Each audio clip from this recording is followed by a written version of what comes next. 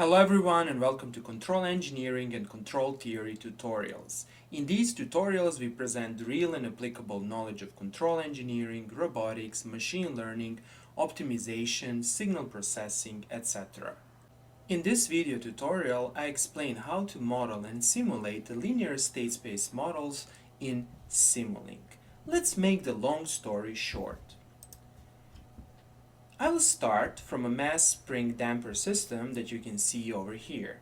Then I will derive a state space model of this system given by the equation number 5, and finally I will teach you how to model and simulate this state space model in Simulink. The Simulink block diagram is shown over here. We will also compare the Simulink simulation results with the simulation results obtained by simulating our system by using the Matlab Control Systems toolbox and by using this simple script. There are at least two approaches for modeling and simulating state space models in Simulink. In my previous video, whose link can be found in the description below this video tutorial, I explained the first approach. And the block diagram resulting from this first approach is shown over here. To remind you, here's the state space model. This approach models every multiplication and addition step as gains or as sum blocks. And this approach is arguably the hardest way of modeling state space models. However, this approach at the same time is quite general since it can be used to model nonlinear state space models. On the other hand, in this video tutorial I will explain the second approach for simulating and modeling state space models. This second approach relies upon the state space block that you can see over here. The advantage of this approach is that we can directly specify the system matrices A, B, and C, as well as D, and we can also specify the initial conditions. And that's it. This is our state space model. We simply put the inputs, put the scope block, and we run the simulation. However, the main disadvantage of this modeling approach is that it cannot be used for modeling nonlinear systems. Before I start with explanations, I would like to mention the following. It took me a significant amount of time, energy, and planning to create this completely free video tutorial, as well as almost 300 video tutorials on my YouTube channel. And consequently, I kindly ask you to press the like and subscribe buttons. Thank you very much. Okay, let's start. We consider the following mass spring damper system. We have a point mass, and we have the force F that drives this point mass. At the same time, mass is attached to the wall by a damper and by a spring. Using the second Newton's law, we obtain the equation of motion. Over here, Kd is the damper constant and Ks is the spring constant. And m is the mass of the point mass. There are at least two approaches for obtaining the model of the system that can be used for control. The first approach is to develop a transfer function. To do that, we simply apply the Laplace transform to both sides of this equation and we obtain this equation over here. Now, after several transformations, we obtain the transfer function given by the equation number 3. However, in this video tutorial, we will not be using the transfer function model. Instead, we will use the state space model. Let's develop the state space model. First, we need to assign the state space variables. x1 is our first state space variable and it's equal to x. And to remind you, x is the distance of the mass from its equilibrium point. That is, x is given over here. The second state space variable is the velocity. That is, x2 is equal to x dot, and x dot is first derivative of x. By using these state space variables and by using our equation of motion, we can simply obtain our state space model that looks like this. In this state space model, A and B are system matrices, X is the state, and U is the input. We set the input to be equal to our force. X dot is the vector consisting of x1 dot and x2 dot. The second step is to define our output equation. In order to define our output equation, we need to set a sensor. So we have a degree of freedom. Do we want to measure velocity or position? In my case, I'm assuming that I'm measuring the distance. That is, I'm obtaining x and I'm using this x for control. Consequently, our output equation will have this form. Output will be 1, 0, x1 times x2, and I'm basically saying over here that I'm only measuring x1. D matrix will be 0 since I don't have a direct feed-through element. Next, let us model this system in Matlab and Simulink. The first step is to define the system parameters Ks, Kd, and M, as well as the system matrices A, B, C, and D. To do that, open your Matlab and create a new script. Over here, I will simply paste the parameter definition. So I'm assuming that Ks, the spring constant, is equal to 1, Kd constant is 0.1, mass is 10, and here are the system matrices corresponding to our model, given over here, and I'm assuming an initial condition 0, 0. That is, the system starts from 0 position and it has a 0 velocity.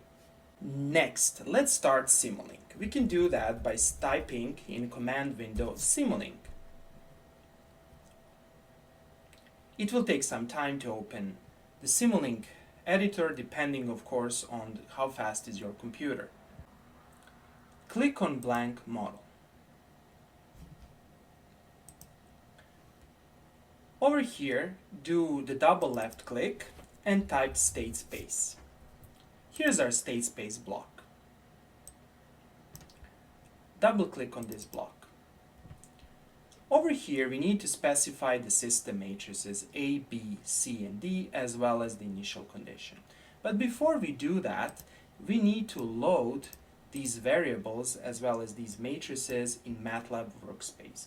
To do that, I will select this part, do the right click, and click on Evaluate Selection in Command window. After performing this step, you can see over here that in our workspace we have the system matrices, the parameters, as well as the initial condition. Okay, so let's go back to our Simulink model. Double click on StateSpace, and here's the magic. Simply type A, and as you can see over here, Simulink can automatically recognize that A is in the workspace.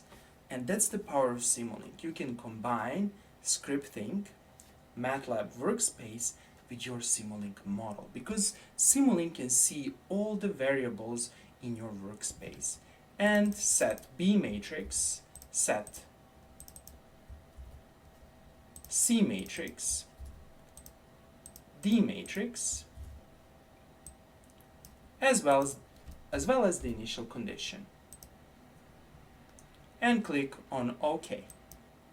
So here's our StateSpace model. Next, let's define the input signal and let's simulate our model. To do that, double click over here and type step. I'm assuming that the control input U is equal to a step signal. Double click on step and adjust here the step time, set it to 0 and click on OK. Then connect the input of our StateSpace to our step signal. And over here we need to plot the results. To do that, we do the double left click and we type scope. Here's our scope block. Let's connect the output of the StateSpace model to our scope. Over here, adjust the simulation time to 100 and let's run our model. And let's see what will happen. I run the model by clicking over here. Okay. Double click on scope and let's see the simulation results. Voila! Here is the step response of our system when we apply the force of 1 Newton. We can see that the system is not well damped. We can of course increase the damping constant in order to have a better step response. When you do something for the first time and when you're a complete beginner, it's a very good idea to compare your simulation results with some baseline. And to do that, let us export our simulation results to Matlab Workspace. To do that, I will do double click over here and I will type to Workspace. This block will export our results to Matlab Workspace such that we can independently plot the results from the Simulink scope block. Let's run the simulation again. And let's look what's happening with our workspace. To check our workspace, we can simply type whos. Over here you will see the structure out. Let us investigate this structure. This structure has several fields. For us, the most important field is this one, SimOut. So let's see that field. To access that field, we need to type out.simout, and we can see over here very useful information. We are interested in data and time. So let's plot data and time, and let's see what happens. To do that, I'll just simply take the name out.simout. I will define a new figure. I'll call the figure 1. I will type hold on. Then I will plot. On the x-axis, I will have time. Out.simout dot time. And on the y-axis, I will have out.simout dot data. And I will use red color. So let's see what happens. Voila! Here are the simulation results in our MATLAB figure. Next, let us simulate the system response by using the MATLAB Control Systems toolbox. For that purpose, we will use the function SS that creates a StateSpace model. I will call the model as system1, and I simply type SS and I directly specify the system matrices.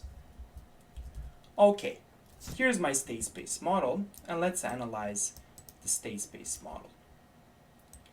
Here it is, A, B, C, and D matrices.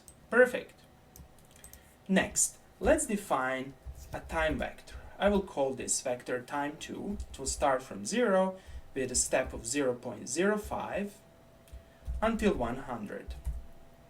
Then I will type something like this: ys ts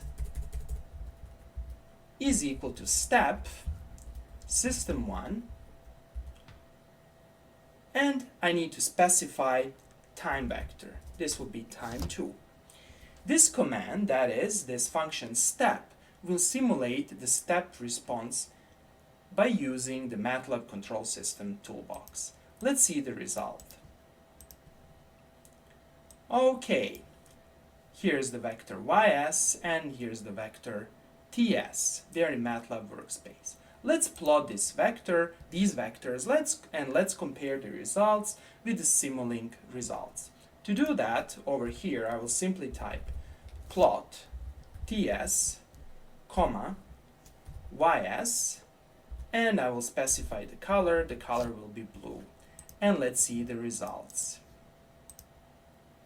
Voila, here are the results. We can see that the Simulink simulation is doing a great job, since the results are almost the same as the results obtained by using the MATLAB Control Systems toolbox.